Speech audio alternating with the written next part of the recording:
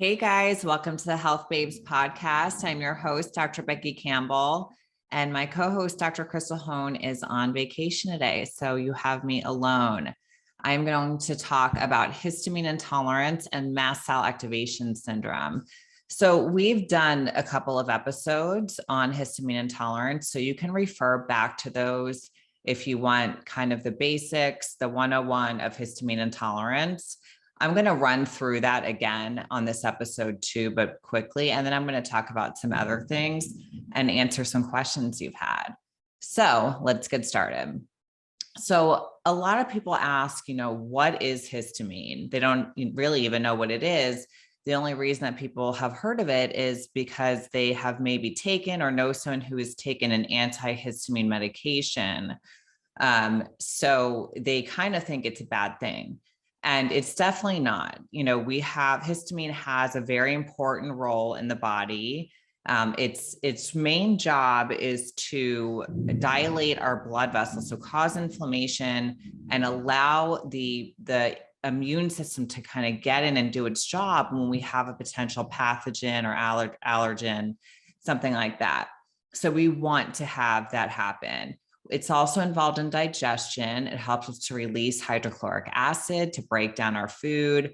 And it's really important in the talking between the brain and the body. So it's a little chemical messenger between the brain and the body.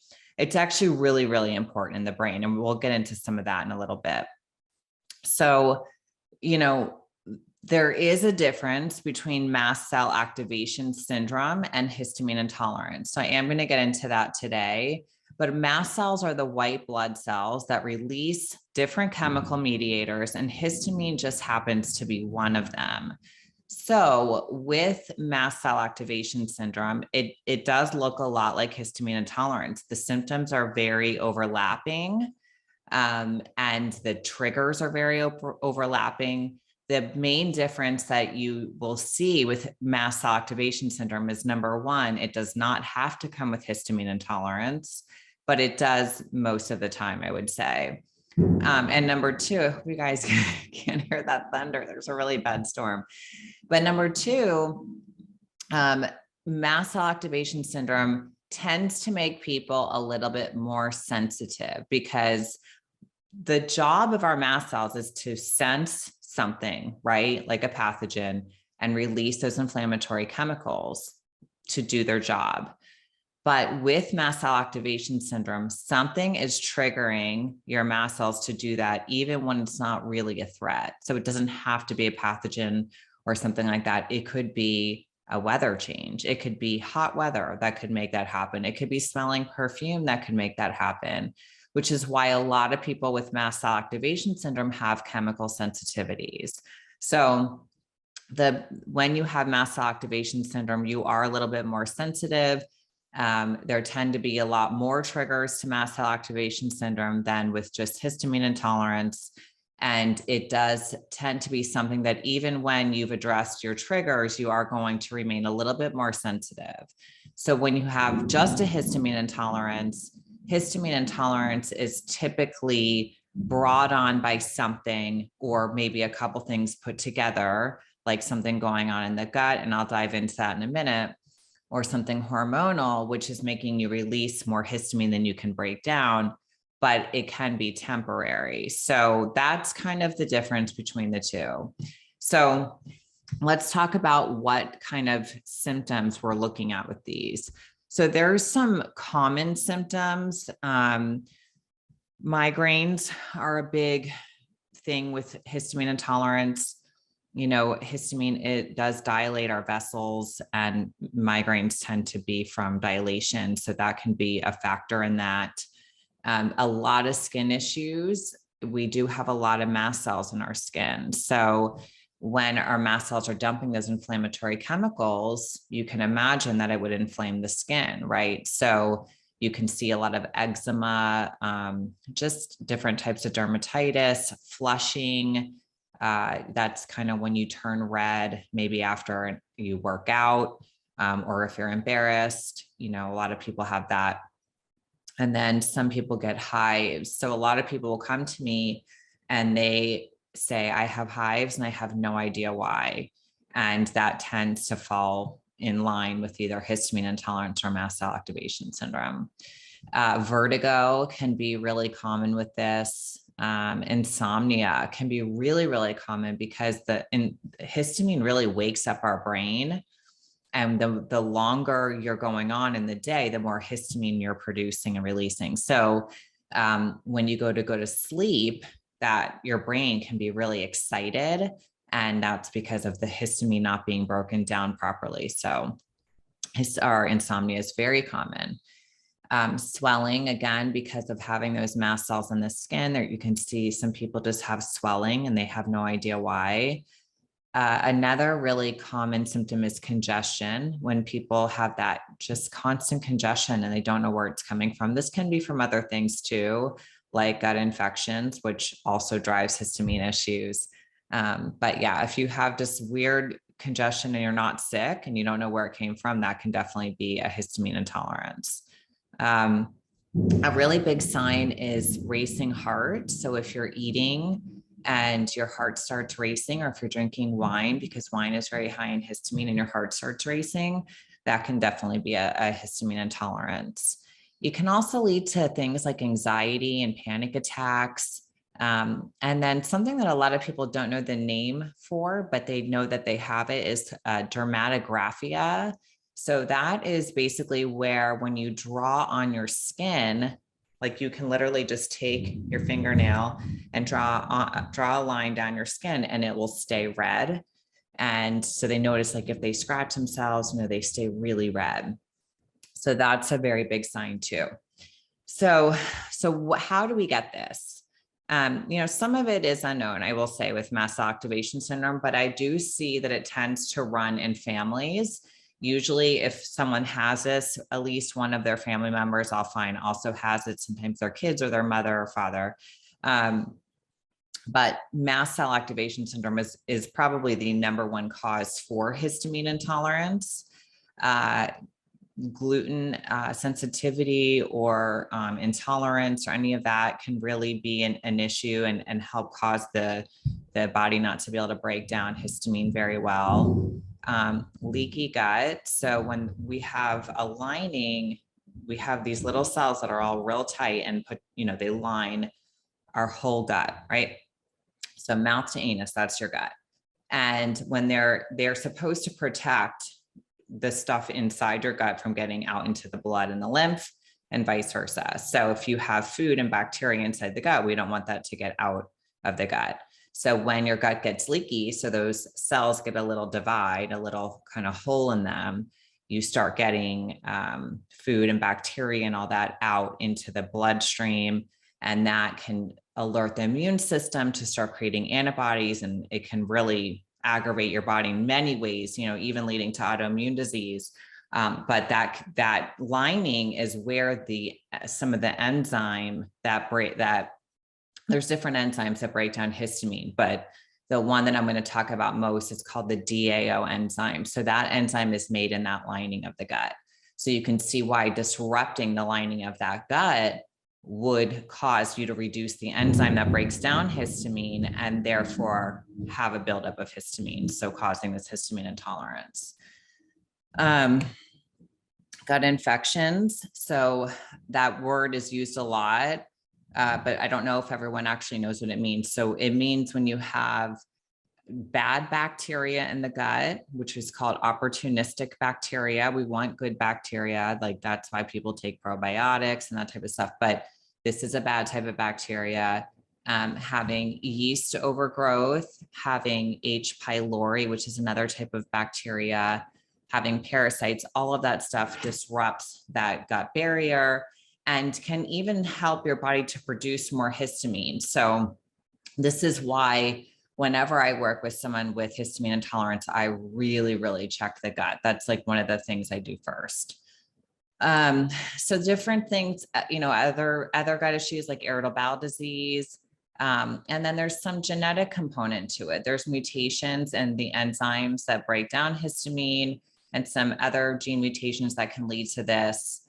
And I go through all of this in a lot of detail in my first book that I did, which is the 4-phase histamine reset plan. This is the book I recommend you get if you're new to this and you don't know where to start. This book kind of breaks it down for you. And I was really careful to try to tell you if you're working with someone what to do, and if you're not able to work with someone what to do also.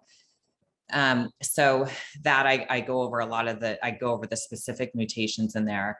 Medications, I also give a list of medications there, but a lot of medications break down our ability, that enzyme. So they break down our own ability to break down histamine. And then mold is really, it really aggravates our mast cells. And so that is going to cause us to release a lot of those chemical mediators like histamine. And so mold is a huge trigger for mast cell activation syndrome and histamine intolerance. And then EMF exposure, so the electromagnetic fields that come from our Wi-Fi, that is also really aggravating to the mast cells. So some people don't really make the correlation, but they are really sensitive when they're in homes that have everything set up on Wi-Fi. You know, we have our air conditioner, our doorbell, cameras all over, our TVs, everything is Wi-Fi now, our phones, our computers, everything. So some people have this kind of feeling like an internal shaking, or they just feel weird. And they'll notice it when they go into certain houses, or maybe their own house, with a lot of the electromagnetic field. So that is a really big mast cell activation syndrome, a really big aggravation for our mast cells. And again, helping us to release too much histamine. So let's talk about some foods. So I kind of want to walk you through what I do with someone who will come to see me with mast cell activation syndrome or with histamine intolerance. So there are foods that are high in histamine. So if we already have an issue breaking down histamine, we would want to eliminate the foods that are high in histamine, because we don't want to keep adding to the issue. But a lot of these foods have a lot of nutritional value. So the goal with all this is not to eliminate these forever. The goal is to eliminate them while you're working on what's, driving this issue. And I want to say something really important. Mast cell activation syndrome and histamine intolerance are a reaction to something going on in the body. So they are reactions to triggers and some of the things we just talked about. So if you're living in mold and you're feeling terrible, and your mast cells are dumping all these inflammatory chemicals, that is mast cell activation syndrome in reaction to mold. So that's just something that's really important, because the whole idea of all of this is that you want to get to the driver or drivers, because there's usually more than one, and fix those if possible. And then you can start to feel better.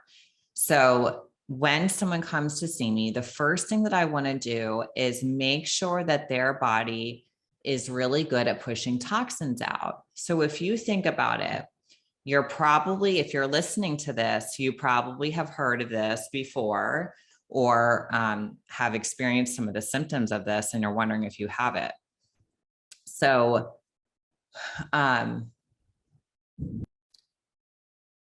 I want to make sure that you are really good at pushing toxins out of your body. And so what I was saying is, if you are someone who is listening to this, you probably notice you're sensitive, right? You're more sensitive to things.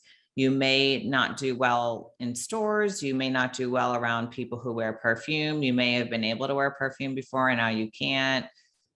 Or you just may be having some strange symptoms and you don't know where they're coming from.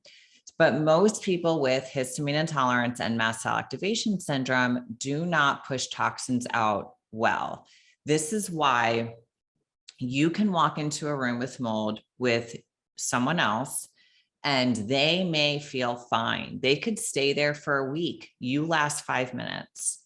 It's because of the way that, first of all, the way that our mast cells behave around this. And second of all, if we hold on to things, toxic things like mold, or if we push them out really well. This is another reason why some people can handle alcohol fine and other people fall apart with one drink. So, meaning like usually a hangover. It's because we don't push that out well. So I want to make sure that before I start getting in there and killing any type of infections or anything like that, I want to make sure you're going to push out the toxins in there, because when you start killing bacteria in the gut, it's going to create toxins in your body and you don't want those circulating. So it really depends on the person. What I will do, if you're really, really, really sensitive, and I work with some of the most sensitive people, and I was one of the most sensitive people, I will do gentle detox, like castor oil packs over your liver, Epsom salt baths, infrared saunas if you can handle heat. Sometimes people just put their feet in a Epsom salt bath. So stuff like that is really helpful. I did do a Instagram reel. If you don't have Instagram and you do TikTok, I put it on both, and it's 5 gentle ways to detox. So I would recommend watching that. So that's how we would start. But if you can handle some supplements, I would put you on some type of liver support. I have a supplement on my Optimal Reset line called Liver Love, and that has N-acetylcysteine in it and milk thistle, which are really good at supporting the liver, plus some of the mushrooms that are really supportive to the immune system, like reishi, like that. And that's actually a good antihistamine in itself. So I start you on that to make sure that you're, like I said, pushing those toxins out. So we do that via, our liver, our kidneys, our gut, so peeing, pooping, that sweat, that's how we get rid of toxins. So you want to make sure we're doing all that enough too. So if you're constipated, that's something I'm going to work on right away, because we need you to get, we need you pooping. I'm not going to try to kill anything if you're not pooping it out. So, okay. So that's number one. So while you're doing that, I do ask people to reduce their high histamine foods. So what are high histamine foods? So I'm going to give you some of the common high histamine foods. I'm not going to list every high histamine food. In my books, I have a yes, no, maybe list, because I want you to try to eat as much as you can. So the no foods are my no go. Don't do this at all in the beginning, and eat as much of the yes foods as you like. And then with the maybe foods, you're going to try and see how you do with those. So on the no list, you're going to see things like alcohol. Alcohol is super high in histamine. This is why most people with histamine issues do really poorly with especially red wine more than white. Red bothers you more, beer, champagne, but alcohol in general is high in histamine. Any type of fermented food, there's a lot of histamine building bacteria in there, histamine releasing bacteria. Vinegars tend to be really high. So not just putting vinegar in your salad, but eating foods in vinegars like olives. And if, you have the artichokes in the vinegar or whatever it is, pickles. So those are going to cause issues. And there are some vinegars that are okay. Distilled white vinegar is lower in histamine. Apple cider vinegar is lower in histamine. And then like red wine and balsamic are higher in histamine. So, again, I go through this in my books, and you can try those and see kind of how you do, but I definitely want you to stay away from the balsamic and the red wine vinegar. Some citrus fruits, oranges, lemons, limes. Some people do okay with one of them, but not okay with the other two. So again, you're trying these. Avocado can really be a trigger for a lot of people with histamine issues. Spinach, if you are one of those people who put spinach in your smoothies and avocado in your smoothies and strawberry in your smoothies, and you don't feel well after, it's because all those things are high in histamine. So strawberries, bananas can be an issue for histamine intolerance. And then some spices like cinnamon can be a big trigger. Curry can be a big trigger. So those are some of the highest histamine foods. Again, even on my website, I have tons of blogs that are free if you don't want to buy a book. And I have so much information on drbeckycampbell.com under the histamine tab, there's more than enough to read on there. So we eliminate those foods, hopefully temporarily, while we're looking for the root cause. So some other root causes can be hormone imbalance. So like estrogen is a very big driver of histamine intolerance. So estrogen and histamine can actually bind to the same receptor sites. And when that happens, so when estrogen binds to, it's called the H1 receptor, it's a histamine receptor, it causes an increase in histamine release. So this is why some people will notice during their cycle that when estrogen is surging, which would be around ovulation and then a little bit before your period, you get those surges in estrogen and you may get like migraines or, have more histamine symptoms. So estrogen is really tied to that. And then a lot of people have estrogen dominance, and having the estrogen dominance leaves you with this thing where you're triggering more histamine to be released more and more, right? So it's really important to check your estrogen, and not just check your estrogen number on blood. We use a test called the Dutch test that looks at not only what is your estrogen, but what is it all broken down? Because estrogen does a lot of things in the body. It metabolizes through different pathways, and there's different phases of detoxification of estrogen. And we can tell by that test where you're getting stuck at if you're having an issue metabolizing it. So basically, all our hormones need to be broken down and eliminated. So we can tell where that issue is coming from if there is an issue with that. And then a lot of times we can work to help support that. And then the histamine issue can be resolved.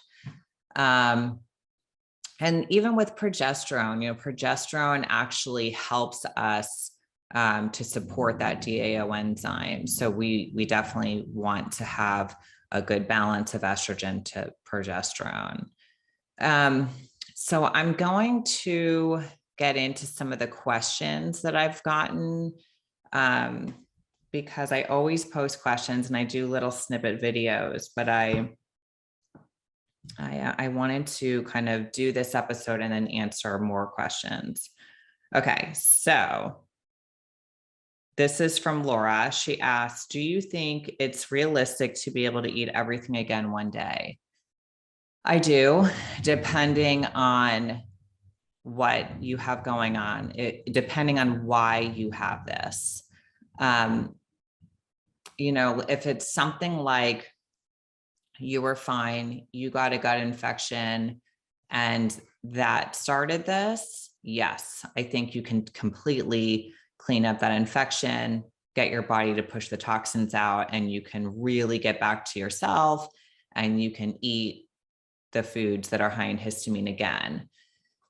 That being said, I don't really want anyone's goal to be able to eat whatever they want all the time, because food can be very bad for you that if it's very processed and high in chemicals, and it just causes a lot more than histamine issues in the body. So we want to keep that in mind when we're looking at a goal with diet, right? So the goal should be health in general. Now, does that mean you need to eat perfect all the time? Absolutely not. I had a patient today. She said, I'm doing really well.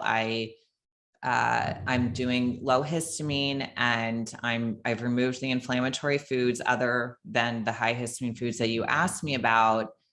But I had, a corn tortilla the other day at a restaurant. I'm like, that is fine.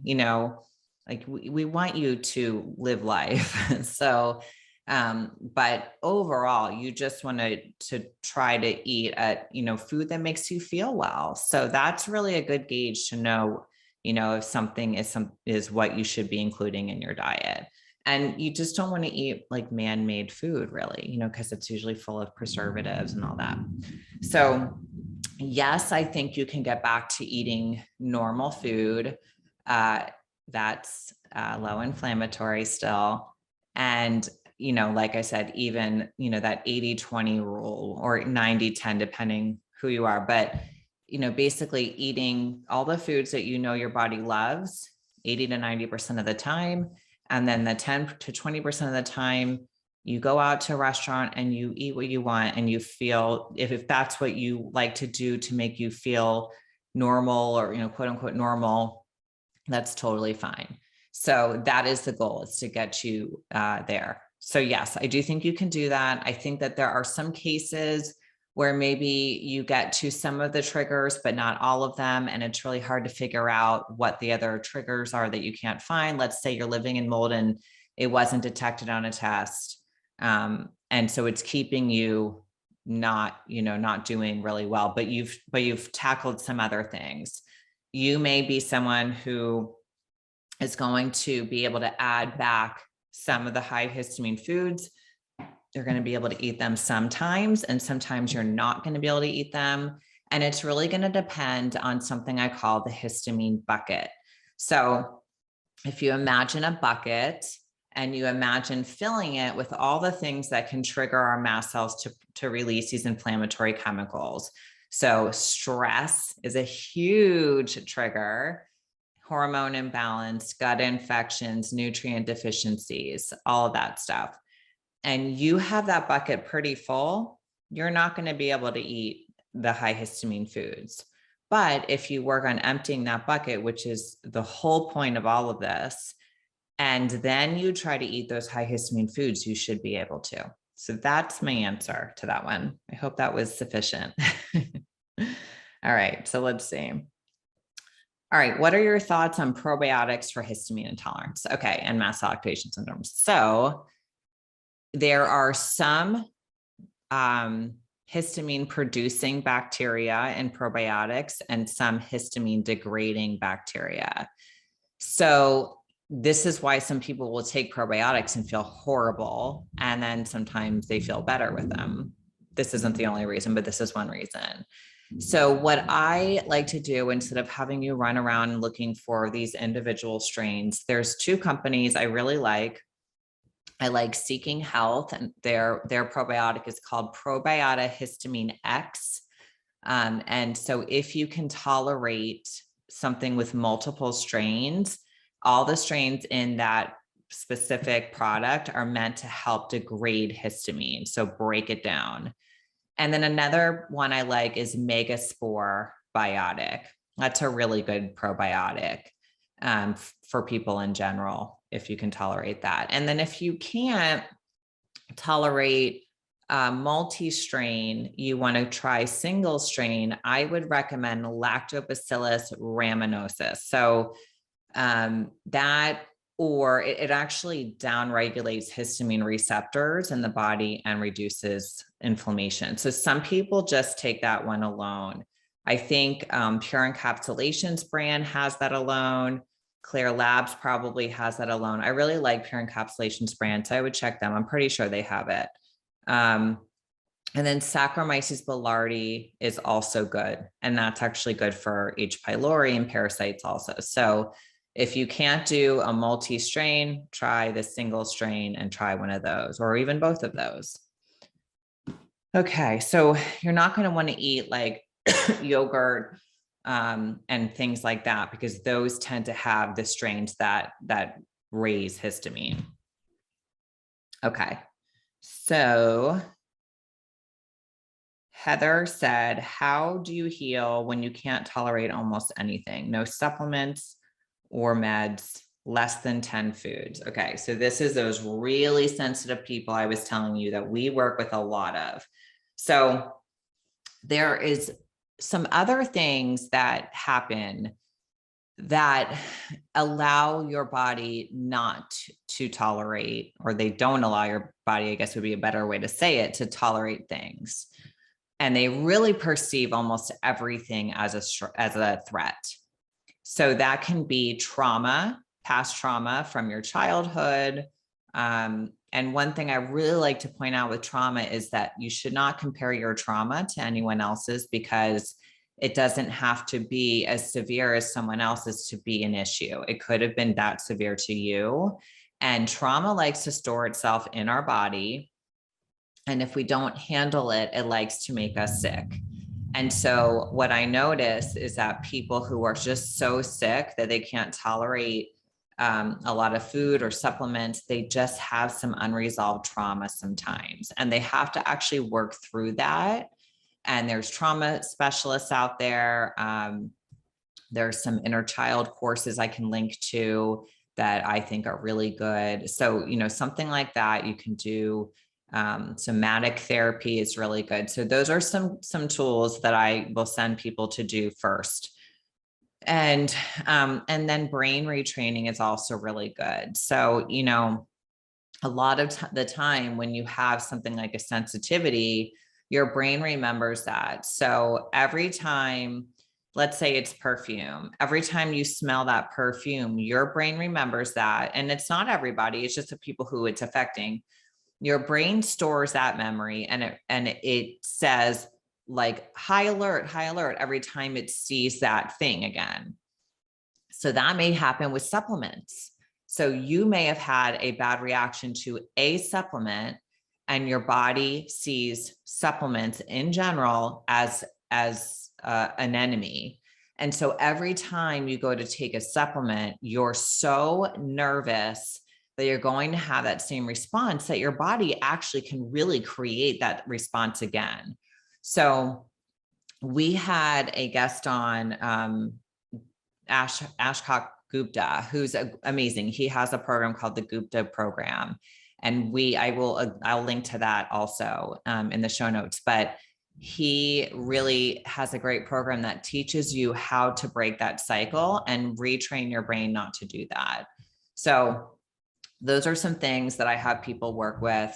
I also, again, most people can handle at least 1 out of the 5 forms of gentle detox that I've gone over.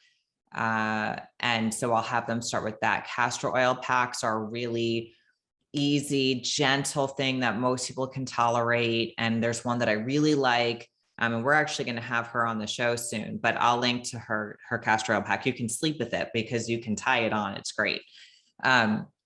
So I will have them start with some really, really gentle detox and see if they can get their body to just start pushing things out, so that way they can take more in. So that's usually how we start people. And then we will really handhold them one thing at a time. We do the testing to see what's going on, but we get them, where they need to be able to tolerate the treatment that they need, because sometimes they can't. So, I had a patient, actually, this is a really amazing story. She was one of the sickest people I've seen. She could not walk. She was so sick, she couldn't walk. So she was basically just, bedridden for the most part. And she couldn't tolerate any supplements, food, any of that. So we had her do the Gupta program, and I'm going blurry. Okay, there I am. And she did the program first and was so much better after she did that, even halfway through it. And then we were able to get in and do our job, which was working on the gut and working on hormone balance and all that stuff. So a lot of people don't have to do this. And I don't want people to be discouraged, but I'm talking about people who know they're so sensitive, they can barely tolerate anything. Some people will tell me they get up. I had a comment on Instagram the other day, and someone said, I feel good when I wake up, and then I drink water and I feel terrible. This is who I'm talking to.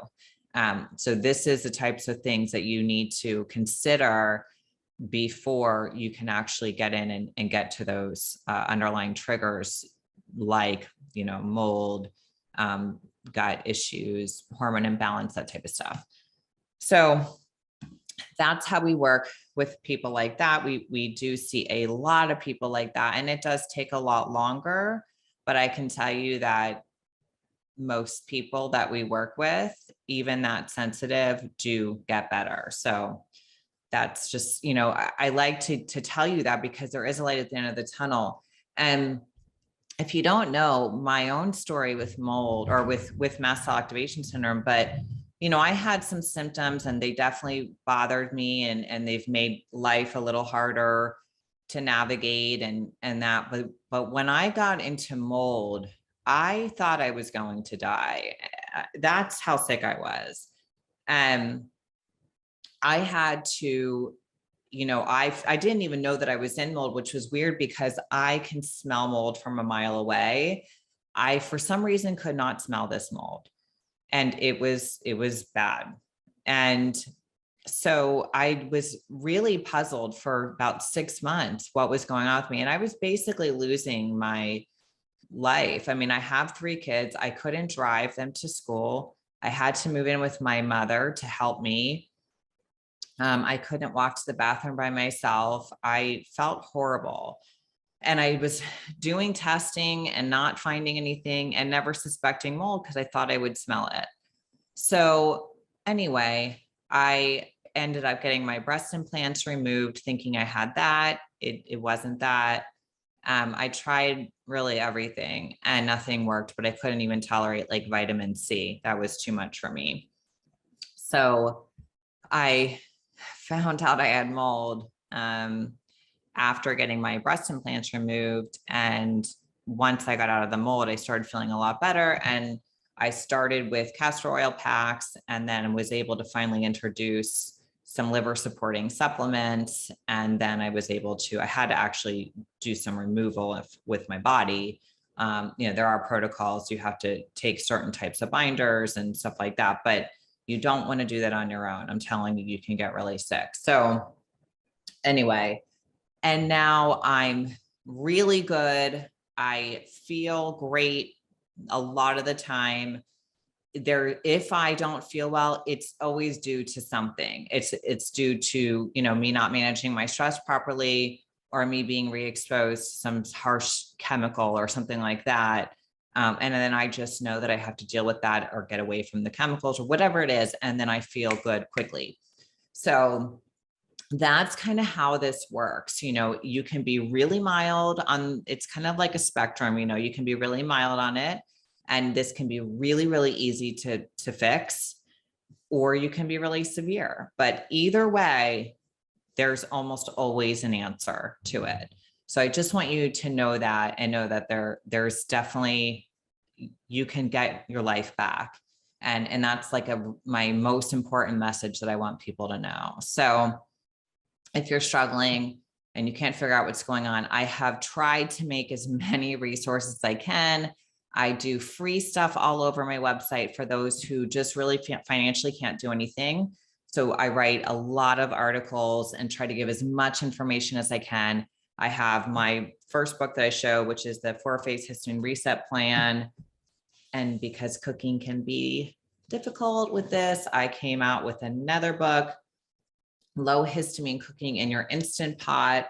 And the reason that I did that book, but with the Instant Pot, is because the longer that food sits out, the more histamine it's releasing. And that's why some people will notice that leftovers do not serve them well.